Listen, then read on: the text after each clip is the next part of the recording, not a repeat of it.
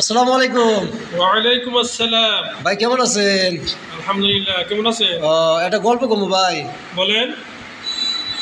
চোরের নামে এক চোরে কোর্টে গেছে, হ্যাঁ। এর নামে মামলা হয়েছে। আচ্ছা।